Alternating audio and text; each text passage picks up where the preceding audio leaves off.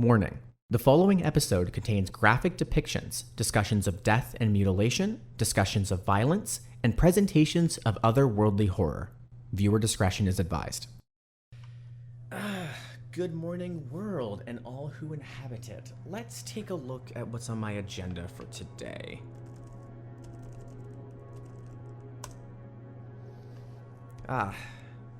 Looks like the file for this week's training video is not coming along very well.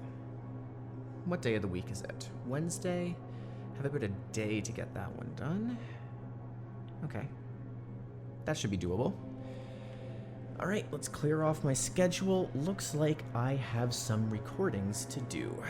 I think I know just the files I want to present. Okay, let's do this. 3, 2, 1. Welcome to the Foundation, new recruit. Last week, in a bit of a retroactive change, I presented to you a new file for the SCPs and gave you the flesh that hates. As part of your training today, I would like to present you with two of our stranger files, both of which represent real-life, relatively non-anomalous objects, which have become anomalous in their time, that being an IKEA store and a comedy-themed mask.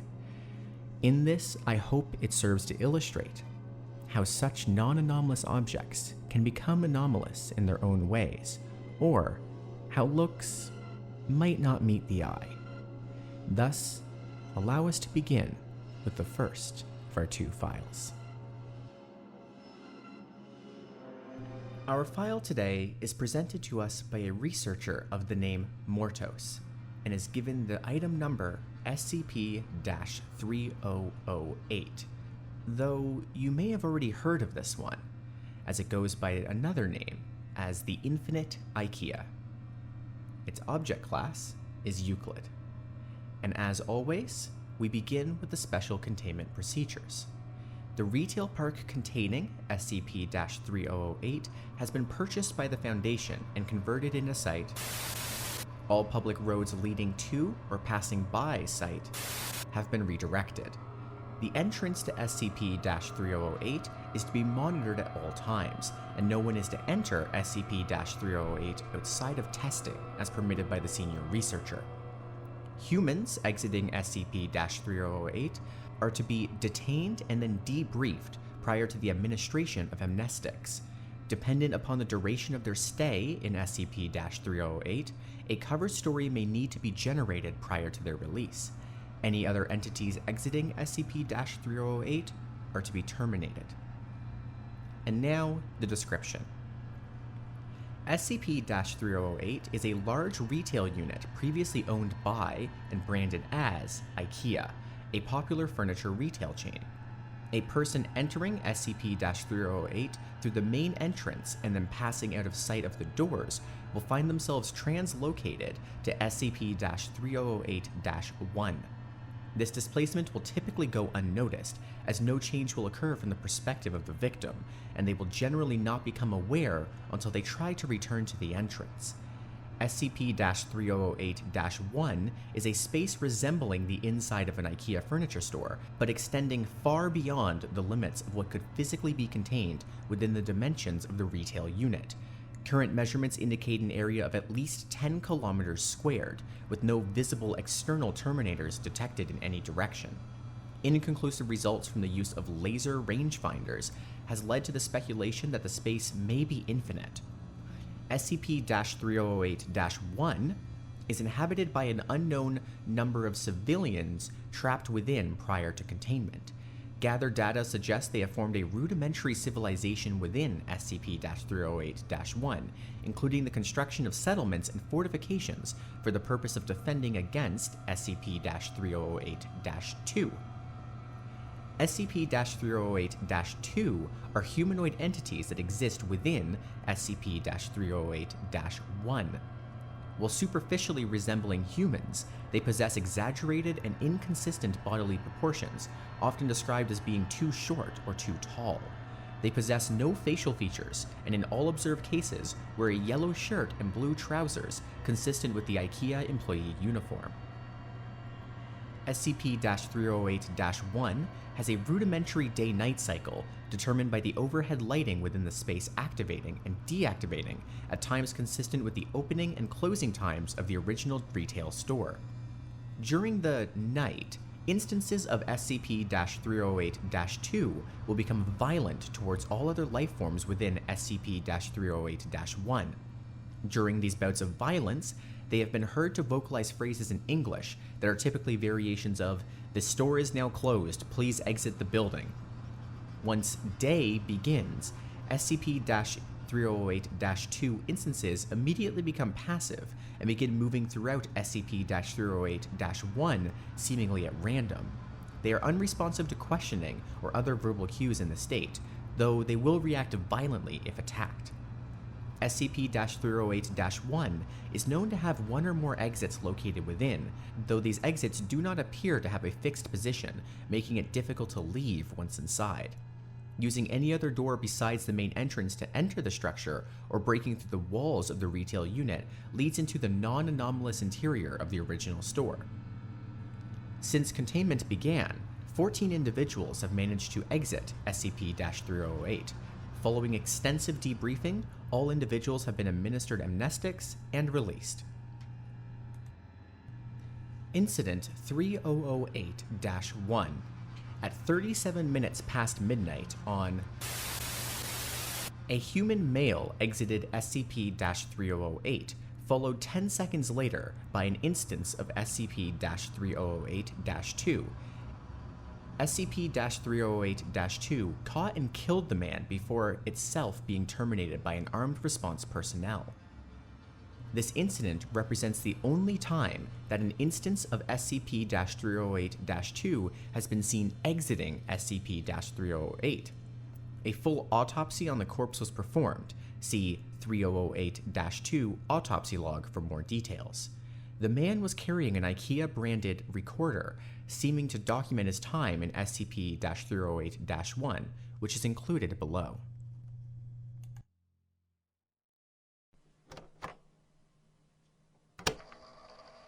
So, I'm recording this to document what I can only assume is my sudden descent into insanity.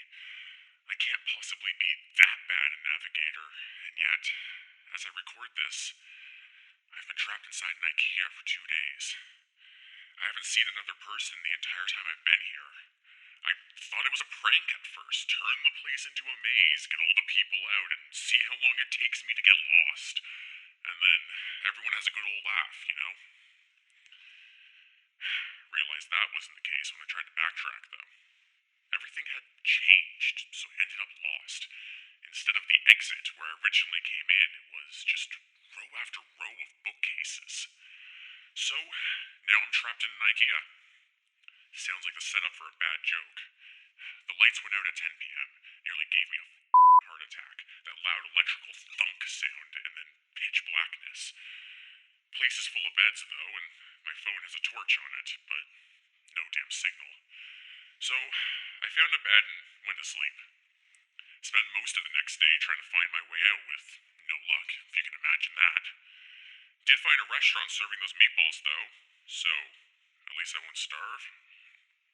That'd probably be the punchline to the joke. Anyway, they were still warm and fresh, but I haven't seen anyone around who could have cooked them. Made my way back to the beds before the lights cut out again, since it's too dark to search with them off, and I'm not about to get lost a second time. It's about 9-10 a.m. now, I want to say. The lights came back on a little while ago. I'm sure I've searched the entire area around where I came in now, and the exit obviously isn't here, so I'm gonna pick a direction and hope for the best. Welcome to day 3 of my magical IKEA mystery adventure. If I wasn't so sure that there was something seriously weird about this place before, I am now. Walked for about 3 hours more, in more or less a straight line, insert an IKEA joke here, before I came across a ladder next to one of those huge stock shelves they have here. Climbed up to get my bearings and... God, it looks like this place just stretches on forever. Like that scene from The Lion King, except instead of trees, it's all grass and... Like that scene from The Lion King, except instead of trees and grass, it was all shelves and tables and crap. I did see a person moving not too far away, so I headed over. Thought it was a staff member at first. It was wearing one of their uniforms, you know, the yellow, the blue, all that.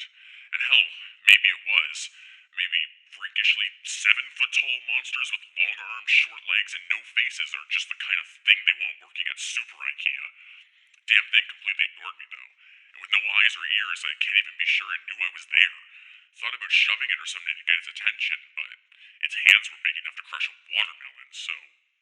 Yeah, I decided against it. Call me a coward. It just kept moving along, and eventually I lost sight of it, so I decided to carry on the way I was going. Anyway, no comfy bed for me tonight. Looks like I've entered the improbably hard and pointy tables section of the store. Guess I'll have to make do with some bunched up tablecloths. My phone battery died during the day too. It didn't work anyways, but I have to say, it feels like I just lost some vital lifeline. Anyways. Have you ever seen one of those cartoons where they're going through doors in a hallway and just pop out of another door in the same hallway? God, that's how I feel right now. I've seen nothing but the same identical bookshelf for 2 days now, just row after row of them. I mean, come on. I love books as much as the next guy, but this is getting excessive. I'm obviously still moving forwards, though. I can see the signs hanging overhead and passing by. Too bad none of them say exit, but can't wish for that much. Not sure who I was addressing the last questions to. Let's just say it was practice for the autobiography I'm going to write when I get out of here. I'll call it my perfectly normal trip to a regular old IKEA. If I ever... You know what? No. I'm not going down that path yet. That's how I go insane in here. Guess what? I finally found some other people. Yeah, turns out I'm not the only poor bastard trapped in here. Lucky for me, I guess. My 6th night here, and 2 of the staff things came at me in the dark. Different from the first one I saw. No 7-foot-tall freakish hand monster, but still messed up. I heard them coming. They were saying the store was closed and I had to leave the building, all nice and polite like. You have probably heard it. The store is closed. Please leave the building, sir. I'm not sure which part of it was weirder, that they don't have mouths or that they were apparently trying to kill me while they were saying it. Came at me like rabid bloody dogs. So, I liked it. Sprinting through IKEA in the dark like a f***ing madman. I saw it when I cleared another stand of those giant stock shelves, all lit up with torches and floodlights. They've built a whole town in here. Got a massive wall built out of shelves and beds and tables and whatever else. I swear to God, it was the most beautiful thing I'd ever seen. Anyway, I guess they saw me coming, or maybe they heard my manly bellows of fear, because they had the gate open and 2 people there were waving me in. Heard the staff thing slam into the gate behind me after it closed, still politely informing us that the store is now closed. They wandered off eventually, though. Guess they got bored. They called this town Exchange, because that's what the sign hanging from the ceiling directly above it says. Exchange and returns. And, well... The second part's our goal, so Exchange is the town. All lit up against the night, using lights they found and plugged into power lines. Who knows where they found those? And there are beds and food and people here. It's wonderful, its own town. There's over 50 wonderful people with regular-sized limbs and a full set of facial features, if you can believe it. It's now my 7th night here, and the first one I've not spent in darkness. A full week living in IKEA. You know? There's probably a TV show in there somewhere. God, I wish it was one. Now that I'm around other people, I'm starting to feel a little more normal. Though, maybe normal isn't the word.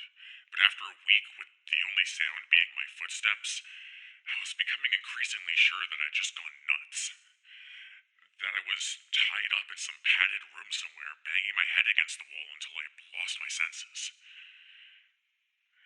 But no, I feel quite sane now, thank you very much. Apparently there's other towns out there too, some with more people, some with less, if you can imagine. I found that fairly mind-boggling. How can there be so many people missing with nobody noticing? How can we have so many towns and not a single search and rescue team? Surely someone would have noticed that everyone who goes to IKEA seems to fucking vanish. Or maybe it's not everyone. Maybe we're just the lucky ones. Lucky. The people here just call those staff monsters things the staff. I know, as creative as it gets. Apparently they're fine during the day, minding their own business and walking the aisles. But as soon as those lights above us go out, though, they go fucking bonkers. So during the day, people go out to find food, water, more of those meatballs everyone loves, and whatever we need. Maybe some bandages and medical supplies when it becomes necessary. Apparently there are restaurants and shops around that randomly get restocked. No one knows how. Maybe the staff do it, though I've never seen them doing their job. But apparently they're not very good at it, though, because the restocking can take quite a while. You never know when the stuff's coming back in. Maybe if they weren't so busy chasing people around in the dark while politely telling them to leave, maybe they get their jobs done. Anyways, when the night comes, the staff go nuts, and everyone holds up inside the walls. Apparently it's the same everywhere in this place, whatever this place is. The IKEA, from whence all other IKEAs sprang. Or maybe we're all just still in the regular IKEA, and this is some fever dream brought on by mind-numbing boredom. Probably not that one anymore, but who knows? A man can hope. Anyways. Been here for 10 days now. Most of the people I asked said they stopped keeping track a long time ago. And this one guy, he calls himself Chris, said he'd been here for years. Years. Me. Apparently there are rumors of people who do manage to get out, and of people who see the exit only to have it vanish before their very eyes. I get the feeling not everyone believes that, but I sure as hell do. Explains how we got stuck here in the first place, or, well, sort of? Yeah. I mean, come on. Staff monsters, row after row of endless high-quality Swedish furniture. I don't know why they would find a disappearing door the hardest thing to believe in this place. Anyways, so I went over scavenging for food today in a nearby shop with Sandra and Jerry. Once you learn the landmarks of this place, it's actually not so hard to navigate. The overhead signs can help you a lot, but there are others.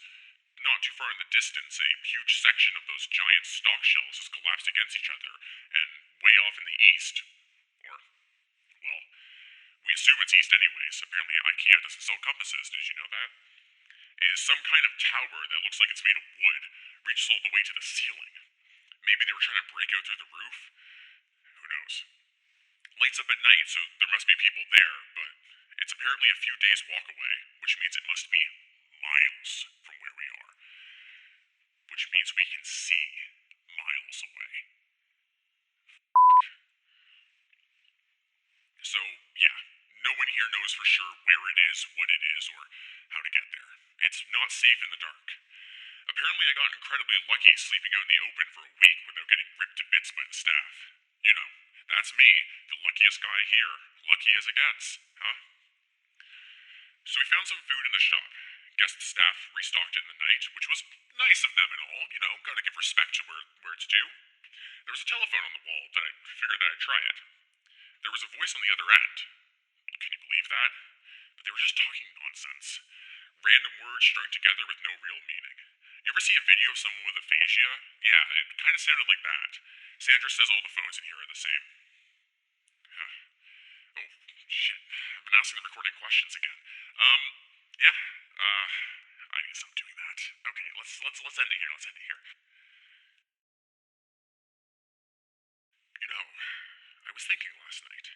The ceiling on this place is pretty high, and as far as anyone can tell, it goes on forever. Shouldn't there be some kind of weather in here? I'm sure I read about some NASA building that was so big it had its own weather patterns with, you know, clouds and stuff. Maybe it even rain.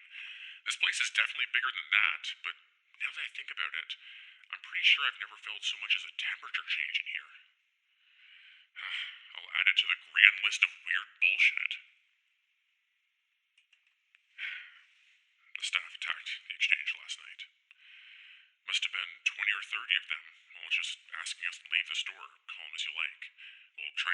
smash the walls down with their bare hands.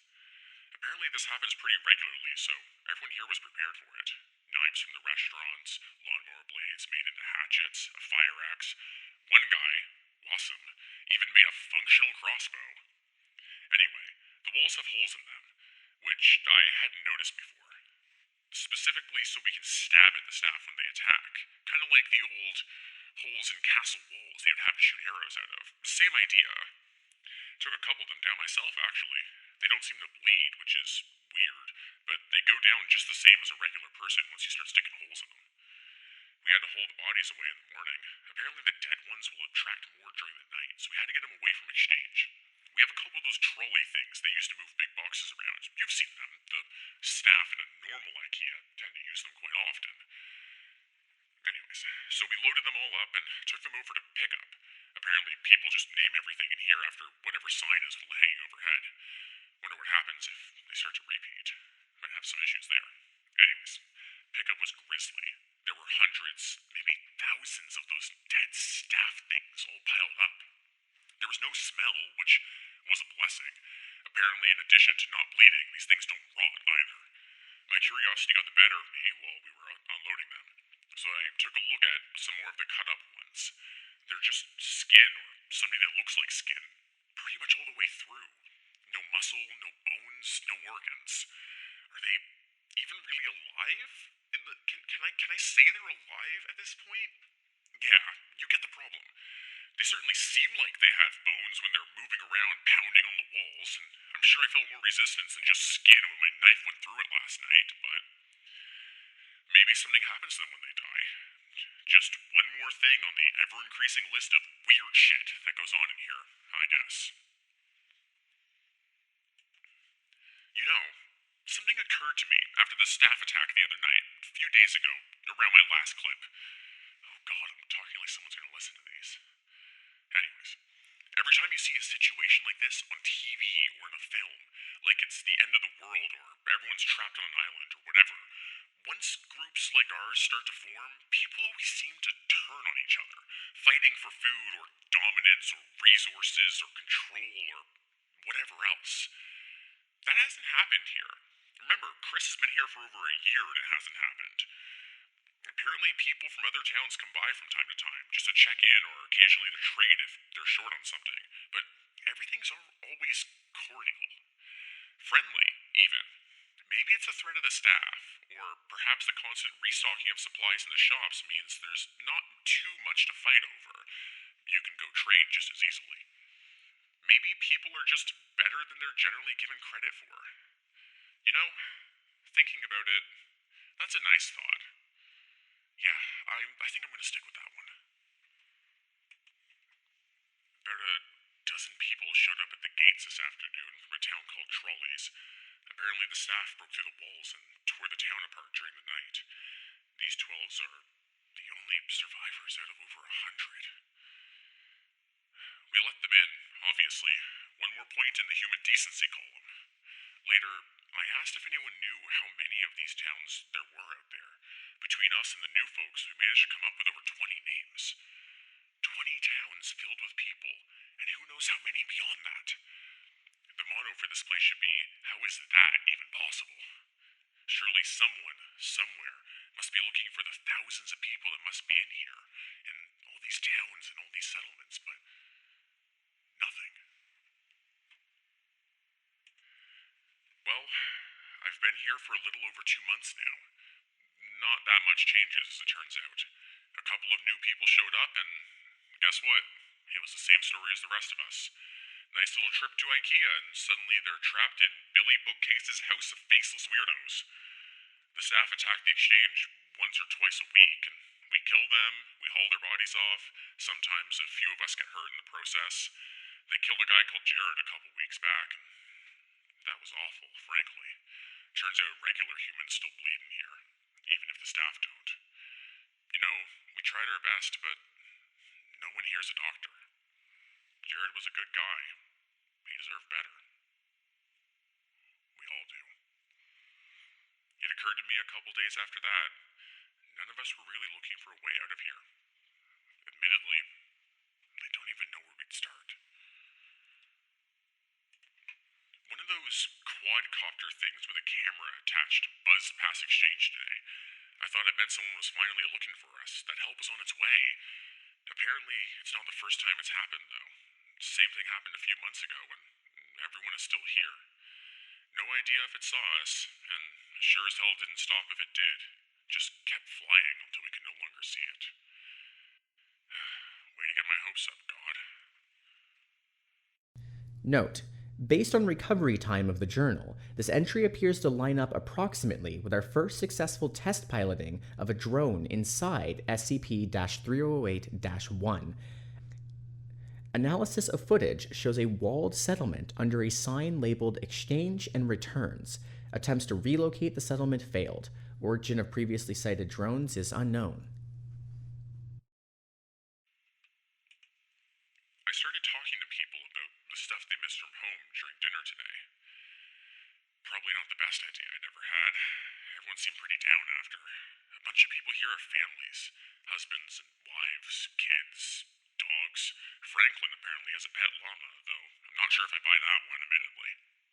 But apparently some people here have some seriously odd gaps in their knowledge. 3 of them had never heard of the International Space Station. 2 of them seemed to think it was the Prime Minister. And one of them had apparently never heard of the Statue of Liberty. And, you know, I believe them too. They seemed just as confused as the rest of us. The more I thought about it, though, the more it started to explain a few things. What if the reason that no one's looking for us, for all of us missing people, is because we hadn't all come from the same place? This is going to sound weird. Maybe that should be the motto for this place. But what if all the people here have come from different dimensions, realities, timelines, whatever you call it? I've seen enough TV series to know the drill. Sarah comes from a place where there's no Statue of Liberty. They didn't launch a space station where Wiseman is from. If everyone here came from different places, even from ones that seem identical, there'd be no huge missing persons panic, no mass search. We'd just be a blip, a single missing person in a world of non-stop news. Well, that's a fun train of thought. Maybe no one is coming. I just realized that yesterday was the 6-month anniversary of my arrival here. I wonder if IKEA sells party hats. The routine around here has remained more or less the same. I think I talked about that a few weeks ago. Hell if I can remember. More new folks show up, one every couple of weeks or so. Food supplies go up and down, but there's never actually a major shortage. Occasionally we get a visitor from one of the nearby towns, usually checkouts or aisle 630. We check in with each other from time to time, occasionally trade supplies if someone gets particularly low on something, and that's it. It's comforting, in a way. A reminder that we aren't all alone here.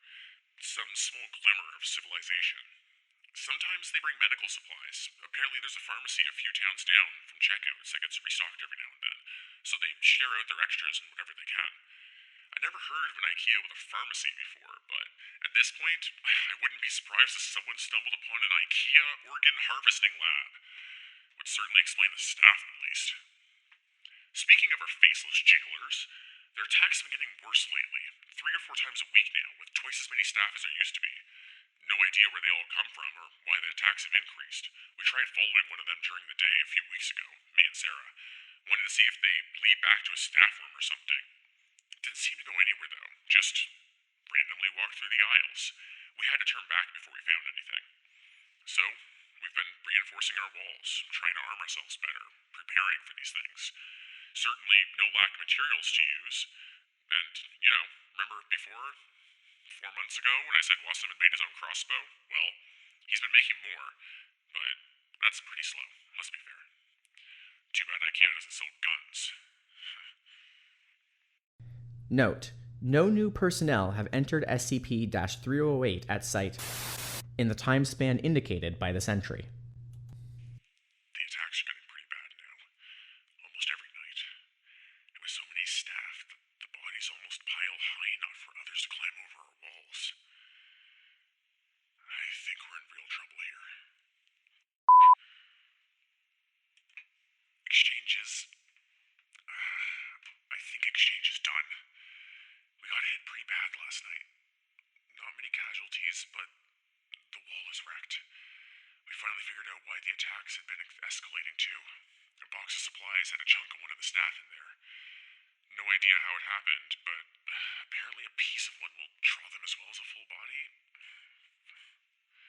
Man. Too late now in any case. There's too many bodies for us to haul away and still have time to fix the wall before night. Candace has called a meeting. I suspect there'll be talk of abandoning exchange. Maybe try and get shelter at checkouts or something. It's already getting late, though. I don't think we'll have time to make it. Maybe some of us will. I'll be fine. I was fine for that first weekend in the dark, after all. But then, let's face it, how long can I keep getting lucky? I'm only recording this for a sense of closure, I guess. For me, or for anyone who finds this. If this is the final entry here, I hope whoever is listening to this is doing so from outside this place. My biggest fear, if I do die tonight, what if I just wake up here in the morning?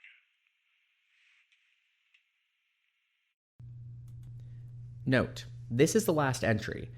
It is assumed that while attempting to reach the checkout settlement, he was separated from the rest of his group by a pursuing SCP-3008-2 instance and happened upon the exit.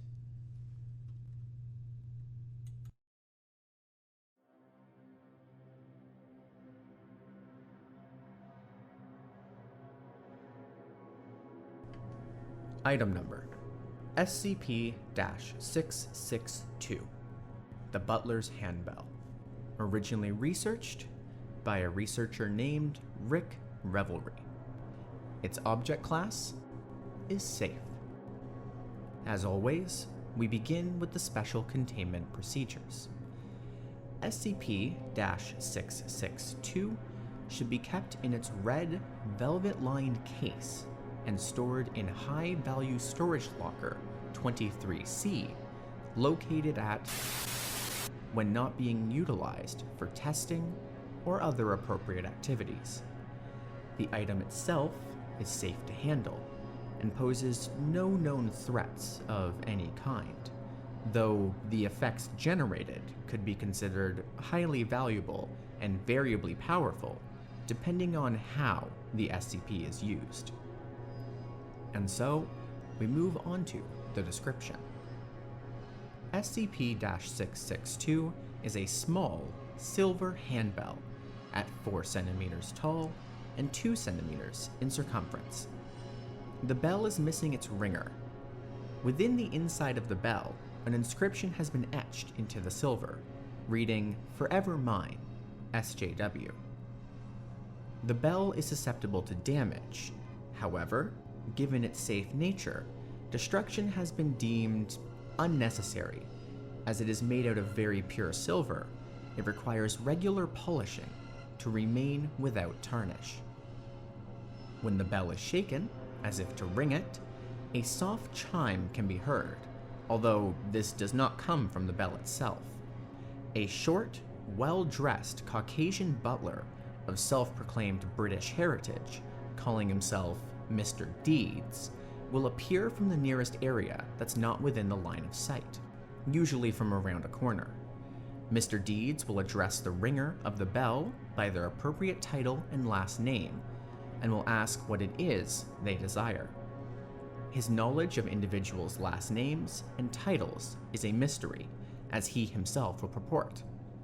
Please see interview log 662-L1 for further details.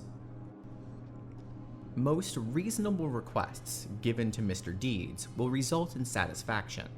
However, there are limits to what he can do. He is unable to produce very complex items, such as sports cars, luxury homes, or personal jets. If he is allowed to leave line of sight and return, he is able to produce smaller, less complex items, such as a ham sandwich, a glass of iced tea, or even more luxurious items, like caviar or a brick of gold. A list of notable items the butler has thus far been able to provide to those who ring the bell may be found in Addendum 662-A1. Mr. Deeds will also perform menial tasks, such as washing vehicles, preparing food, and cleaning bathrooms. If a request is deemed unreasonable or impossible by the butler, he will kindly tell the ringer so, and offer an alternative if one may be had. The butler is not immune to ill actions taken against him while in sight. He has been killed or injured in multiple tests and will remain either dead or injured until he is out of sight. Upon return with a ring of the bell, all previous injuries will have vanished, and he will be groomed and well dressed in his uniform and ready for the next order. A more detailed explanation of the jobs he can perform and the limits to which he can put himself can be found in the affirmation interview log 662-L1. Test logs relating to his ability to heal himself and those of the properties of the bell may be accessed by any level 2 or higher personnel. All attempts to catch Mr. Deeds disappearing have failed, and equipment will either fail or he will find a suitable, unobserved spot. Addendum 662-A1. Items and tasks requested and their results. Items: nearly any conceivable kind of sandwich. Human flesh has been requested as lunch meat and politely denied. Beverages, also of nearly any kind. As with sandwich meat, human blood has been requested and denied. Pig blood, however, was served promptly, still warm. A brick of 99.98% pure gold. Mr. Deeds produced a brick of 99.14% pure gold and apologized for being unable to provide the requested purity. A brick of 99.24% silver. A nuclear bomb, which was politely denied. A hand grenade of modern US military grade, which performed as expected in testing. A blue 1963 Corvette convertible, politely denied. The board game Monopoly, which Mr. Deeds won on the first playthrough. A Fabergé egg, which was politely denied. SCP, which was politely denied. A bouquet of freshly picked red roses. A bouquet of wild turnbusties, which was politely denied.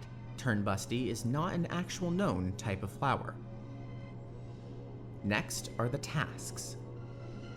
1. Cleaning of Dr. Mirth's car, performed to near perfection. 2.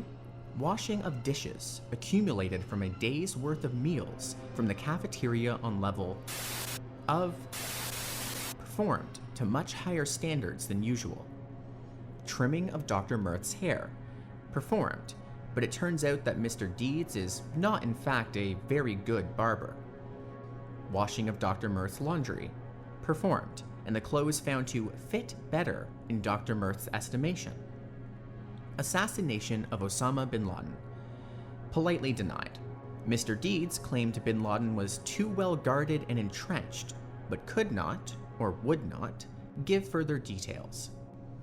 Assassination of a D-class individual a room over, performed with vicious precision using a buck knife to the throat. Note: further tests with regards to Dr. Mirth's personal effects are to be forbidden unless approved by one Level 5 Overseer. You have been warned, Dr. Mirth. 05. Interview logs. The interviewed was SCP-662-1, known as Mr. Deeds. The interviewer, Dr. Mirth. Forward. Interview conducted with SCP-662-1, henceforth referred to as Mr. Deeds for further background information and testing his anomalous capabilities. Begin log.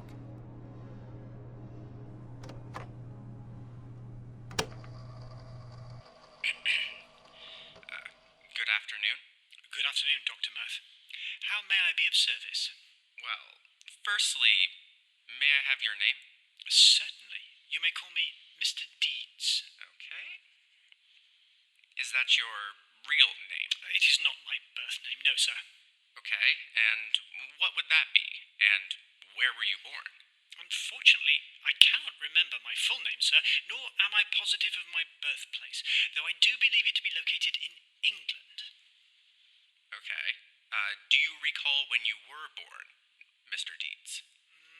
I am truly sorry to disappoint again, sir, but I do not recall that either, though it must have been some time ago, for I don't believe that I was born in this era. Okay, can you approximate it for me? Again, sir, I apologise for my lack of self-knowledge. I'm a bit of a shut-in, as you know. Mr. Deeds nodded at the bell and smiled. What is the earliest mode of transportation that you can recall seeing in person or utilizing from the past? Oh, horse and buggy, sir. Although bicycles were just becoming a fad with the wealthy, if I recall correctly, quite took off, didn't they, sir? You needn't call me sir any longer. I appreciate it, but it's becoming a bit grating. Very well.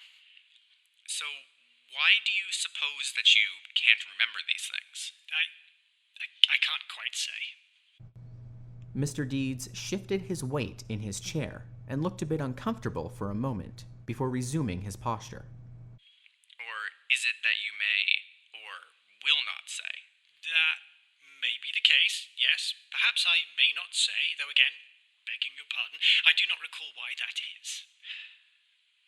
Very well. Moving on. Where is it that you go to when you fetch items for those you serve? Well, you see, Mr. Deeds' face contorted momentarily as if he was in great pain before he quickly reassumed a more relaxed visage. I don't actually recall that either. Why did you wince when I asked that kind of question? I do not know. Never mind that for now. We'll get answers eventually. Now then, I have a request. Very well. How may I be of further assistance? Well, I would like a glass of iced tea, and grab a glass of it for yourself if you'd like. What kind of iced tea would you prefer? Surprise me. Certainly. Mr. Deeds stood and walked to the door of the interrogation room and tried the handle. Finding it locked, he turned and smiled at Dr. Mirth. What seems to be the problem? I must leave your presence to do as you request. And why is that? It just is, Dr. Mirth. Okay. Open the door, Agent Greaves. Mr. Deeds left the room. He proceeded down the hallway under visual surveillance via camera and Agent Graves. He paused momentarily at the door, shook his head, looked up at the camera, and then again at Agent Graves. Then he ran down the hallway and rounded the corner. Agent Graves did not follow, as he had been instructed to remain on guard at the door of the interrogation room. Still under camera surveillance, Mr. Deeds proceeded quickly down the next hall and continued through the halls of the complex, presumably searching for an exit or an area not under surveillance. Finally, he stopped halfway down Corridor 2D. At this point, all 3 cameras in Corridor 2D malfunctioned, including 2 that were hidden. Exactly 3 minutes later, the cameras resumed normal functioning, revealing Mr. Deeds standing in the same position, but with a tray holding 2 glasses of iced tea in hand. He then quickly made his way back to the interrogation room. Ah, you have returned. I was beginning to worry. My apologies for the delay. Finding a way out was troublesome, but not to worry. I've brought the tea, just as you asked. I do hope you enjoy it. And what kind of tea is it? Southern-style sweet tea. Mr. Deeds placed a glass in front of Dr. Mirth and resumed his seat on the other end of the table.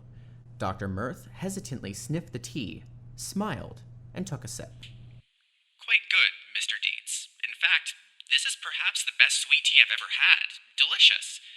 Did you make it yourself? I do dislike disappointing you, Dr. Mirth, but I do not recall.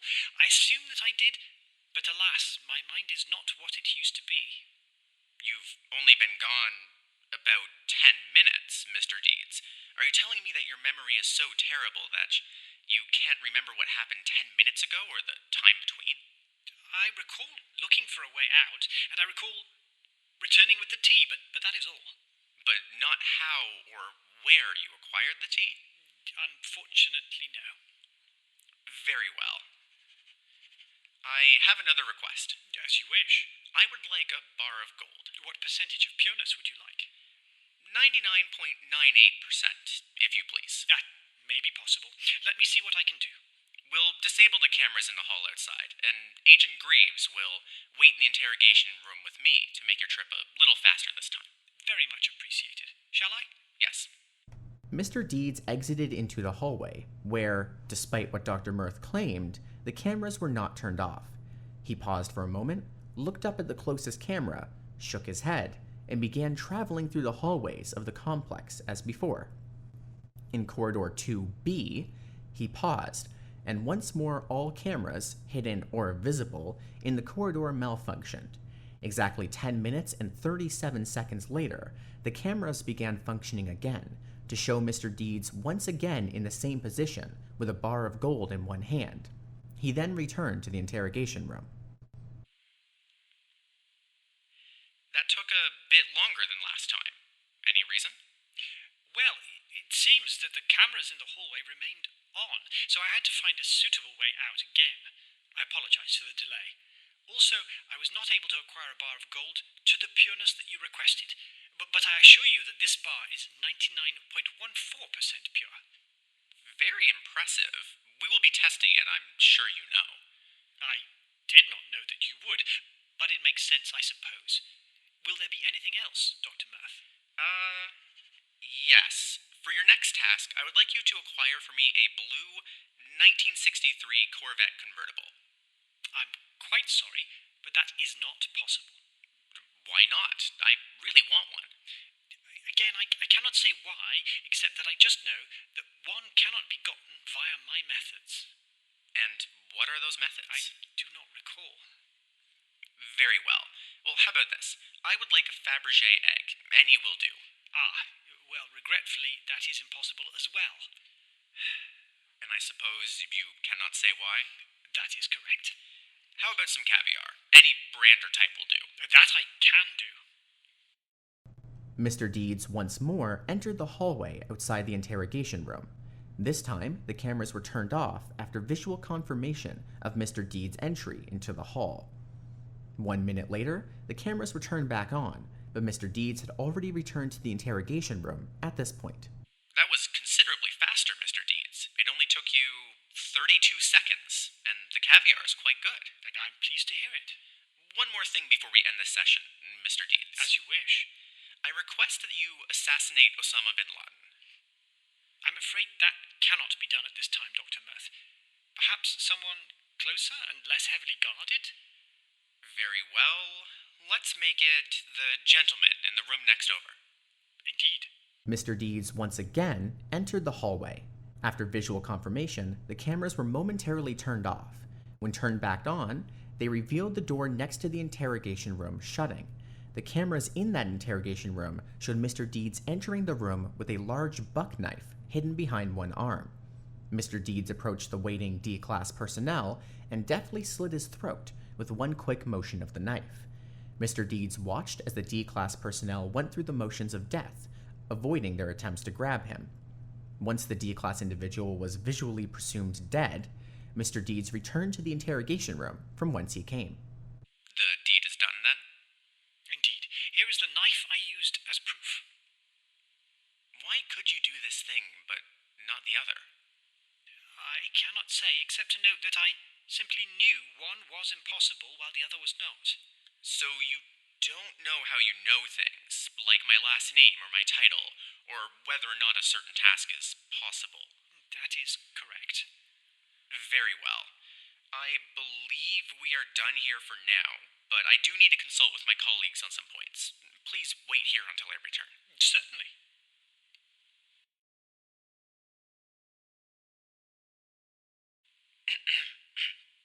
Mr. Deeds, my colleagues and I have had some disagreements about you. That's most unfortunate. We feel that these disagreements can only be resolved by examining you more intensely. Certainly, Dr. Mirth. To be more specific, we would like to examine you internally. Certainly, Dr. Mirth. autopsy. Ah. Shall I kill myself for you?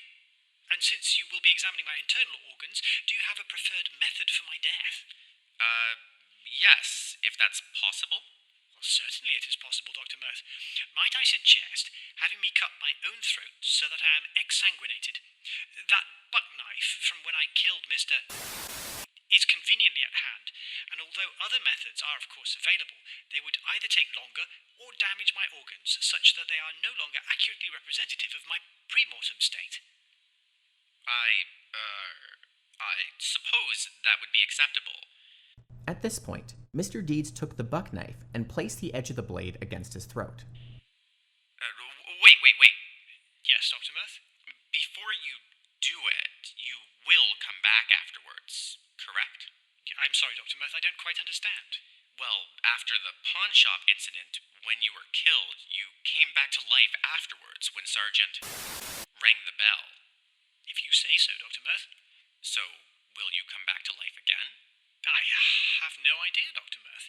If I did before, then presumably I will again, unless something has changed. Have you any further questions before I make the incision? I do recommend you step back, as I would hate for my blood to soil your clothing. Death throes can be untidy. No, I suppose not. Carry on. Very well, Dr. Mirth. And in the event that I don't come back to life, it has been a genuine pleasure to serve you.